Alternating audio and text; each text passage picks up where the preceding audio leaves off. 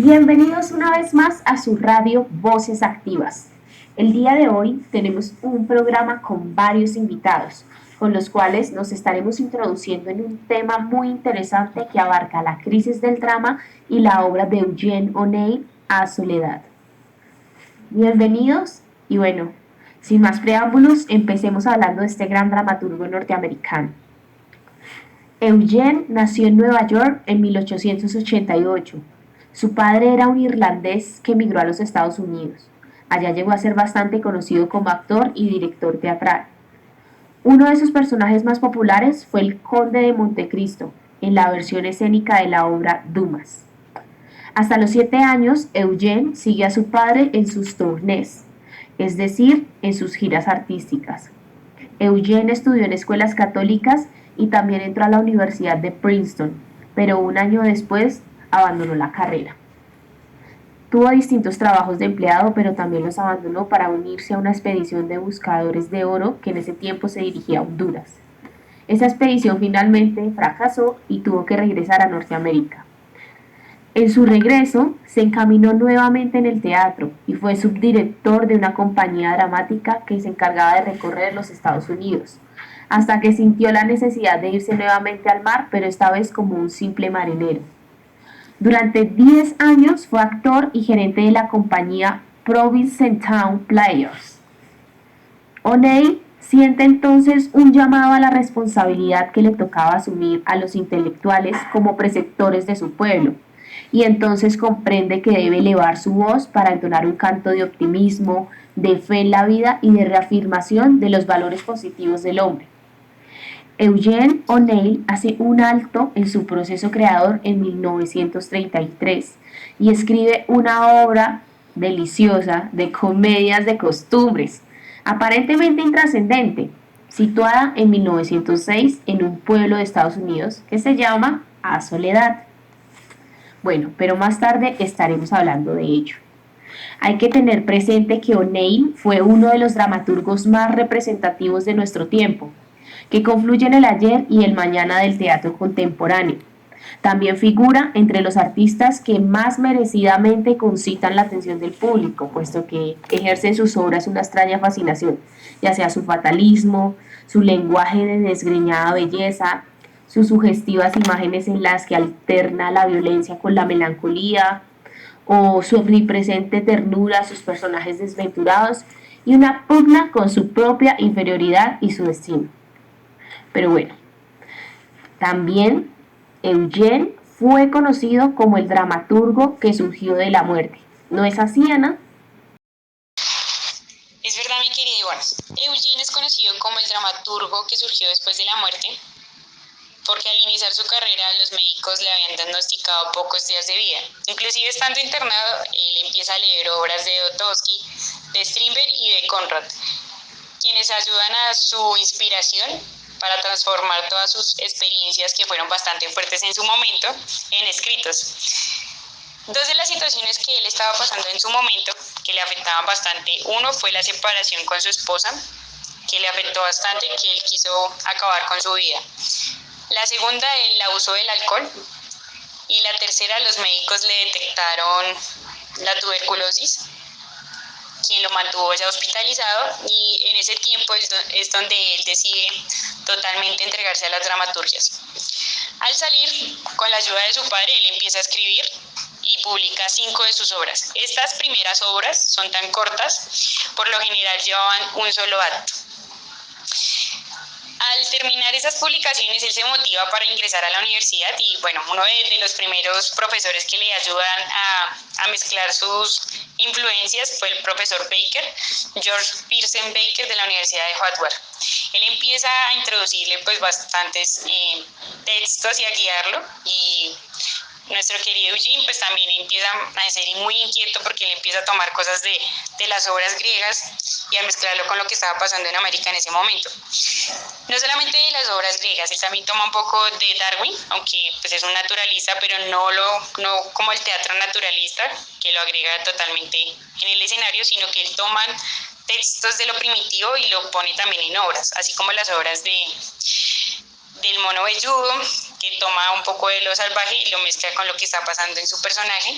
También le agrega lo de lo griego, que rescata los soliloquios, pero entonces Eugene lo mezcla con los pensamientos del personaje y los agrega como a partes, donde rescata de cierta manera el soliloquio griego y también crea obras con nombres griegos. Como Electra se sienta bien en el luto, que lo escribió en 1937 y se guía un poco de la importancia de lo trágico, de lo helénico, y lo pone en su punto de lo que estaba pasando en Estados Unidos en su momento. Mencionando que él mezcla las influencias griegas, modernas y también un poco de lo de Freud. Él empieza a meter lo psicológico en sus personajes a través de los elementos que él mezcló de las apartes o pensamientos del personaje. Se hace bastante conocido, es uno de los escritores más conocidos en Estados Unidos, ya porque mezclar lo antiguo, lo moderno y las dramas que él estaba escribiendo de las familias americanas. Y como le estabas mencionando, bueno, a Soledad no se queda atrás, él también mete bastante influencia de Ibsen y de Strindberg en varios de sus personajes. Dos de sus personajes empieza a meter versos de Strindberg. También, pues, saca lo importante de sus personajes a nivel psicológico, que es lo que lo caracteriza como autor. Esperemos que nos sigas explicando sobre las obras, Karen. De acuerdo también con lo que menciona Anita, pues es importante como mencionar que un autor no se puede leer sin su contexto. Por lo tanto, acá hay dos como cosas a tener en cuenta. La primera es que las consecuencias de la guerra mundial, que de una u otra forma las vivió O'Neill, influyen mucho en su pensamiento político y dramático. Porque de cierta forma aquí podemos ver las contradicciones de la guerra, la vida y la muerte. Y esto en relación como al contexto y a todo lo que se vivía en la crisis del drama, se puede identificar una etapa expresionista de su obra, si se quiere decir así. Muchos críticos la definen como un expresionismo atípico. Aquí podemos identificar que en sus diálogos está como esa concepción de la vida pesimista, pero no lo muestra o sea, como que lo muestra en un tono neutro y grandilocuente que habitualmente no se utiliza en el expresionismo. Y es que en sus montajes teatrales hay más como una forma coloquial y cotidiana de hablar, que es como muy de las formas naturalistas de la representación, pero esto como que se transcribe mediante una escritura fonética y que aporta de cierta forma verosimilitud y es más propio del teatro naturalista. También digamos como que a nivel escenográfico conviven tanto el naturalismo como el expresionismo. Y la minuciosa descripción de los espacios que da como en sus textos hace también como recuento o recuerdan un poco como esas acotaciones en las obras de Ibsen y que esto se relaciona un poco pues con sus obras. También es importante que si bien él no se relaciona con los espacios abstractos que de una u otra forma se describen del expresionismo, perdón, pero se identifica en una construcción de un espacio hacia lo simbólico. Y pues digamos que aquí el aporte como expresionista que tiene mayor relevancia en su obra es sin duda toda la significación de los recuerdos y el mundo subjetivo de los protagonistas. Y es que este recurso es de gran importancia para los dramaturgos norteamericanos posteriores, como Arthur Miller, que supone dejar atrás todas esas limitaciones técnicas del naturalismo al romper un poco la narración cronológica lineal, pero sí respeta la esencia naturalista, que es acceder al mundo interior de los personajes. Por último, pues también es importante mencionar como la crisis del 30 de los Estados Unidos, la caída de la bolsa del crack financiero de Wall Street, que trae repercusiones mundiales y destruye empresas e hipoteca el futuro en general de la nación. Y es que en este sentido, en el pensamiento hay una concepción de desesperanza y desosiego. Por ejemplo, de la misma situación económica y política que se estaba viviendo, vemos un fenómeno llamado la fiebre suicida. Y que digamos que en Estados Unidos las cifras fueron alarmantes en cuanto a todos los sucesos del suicidio y que hay un incremento del consumo del alcohol y de las drogas tanto así que digamos que se empieza a imponer la ley seca como por mucho tiempo, pero que esto no sirve para nada, o sea, como tal, esto hace como agrandar el problema y fue considerado como una plaga nacional, pero que también es una excusa que presenta muchas más persecuciones y un atropello de las fuerzas policiales. Entonces, O'Neill empieza también a introducir esta cosmovisión del desequilibrio a las características de sus personajes. ¿Cierto, Nancy? Claro que sí, Karen, pero antes de eso es importante reconocer que en sus piezas se encuentran las técnicas del realismo, influenciadas principalmente por Anton Chekhov, Henrik Ibsen y August Strindberg. O'Neill reconoce como maestros suyos a Nietzsche y Augusto Strindberg específicamente. Es por eso importante rescatar la diferencia entre O'Neill y sus contemporáneos, ya que estos piensan la vida en términos de drama, mientras que nuestro querido O'Neill piensa el drama en términos de vida. Esto se debe a que él pasó su vida en condiciones difíciles, ya que pasaba noches turbulentas en muelles, bares e incluso en ocasiones debía dormir en plazas públicas. Sumado a esto, conoció la monotonía de las 8 horas de trabajo y pasó por la penosa tarea de ser periodista. Él la denominaba así porque para él no era digna de sus verdaderos deseos. Además de esto, él vivió la Primera Guerra Mundial, en donde, como ya sabemos, se genera un derrumbe total de toda la cultura. Y es por ello que en sus obras aparecen personajes de la vida real, tal como son, los cuales no razonan y se dejan llevar por el instinto de su corazón, ya que son personajes deslumbrados que han pasado por terribles catástrofes, lo cual hace que sus personajes hablen desde sus más oscuros deseos y más cálidos designios. Asimismo, estos personajes, él no los fabrica, digamos que en su lugar de trabajo como tal, no, sino que él los saca de la vida cotidiana. Es de allí el término que le tiene a personajes del drama, porque como tal, en sus obras se ven fragmentos literales de su vida. Es por esto que se dice que él dejaba en cada una de sus piezas, digamos que un pedazo de sí misma, porque además de esto, él trataba de encontrar su personalidad escribiendo. Digamos que dentro de sus piezas, él genera un grito, está ahí inmerso un grito de desesperación, como lo vimos en la obra de A Soledad, ya que aparecen esos sentimientos intensos en cada uno de ellos, como los podemos ver aquí en las imágenes que están. Y digamos que estos personajes vibran intensamente de emoción y llegan a transformar. Esos sentimientos son más que todo el amor, el odio y la codicia. Estos son sentimientos frenéticos que de alguna manera caracterizan cada uno de sus personajes. Esto digamos que es evidenciado en todas las acotaciones y diálogos internos que aparecen dentro de la obra que nosotros leímos.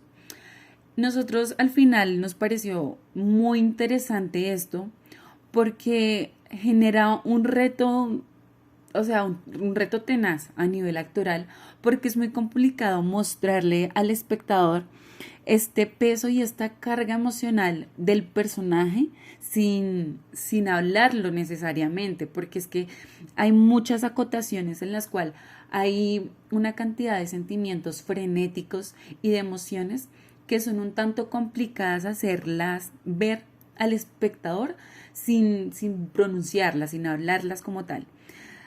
O dime si no es así, Jeffer. Estos sentimientos y estas emociones se relacionan al contexto en el cual se desarrolló la obra.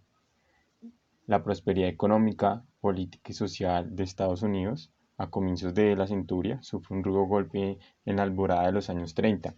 El célebre crack financiero de Wall Street, de amplia repercusión mundial, tira por la tierra miles de fortunas, destruye empresas e hipoteca el futuro de la nación. El pueblo mimado hasta el momento por la prosperidad se ve incapacitado para luchar contra la adversidad y cae en depresión. Son ejemplos de esta depresión la fiebre suicida que cunde por todos los estados y alcanza cifras alarmantes, el alza de consumo de alcohol, al que equivocamente se le quiere poner término mediante la ley seca, que solo sirve para agravar la situación, y de las drogas, que por primera vez son consideradas como una plaga nacional.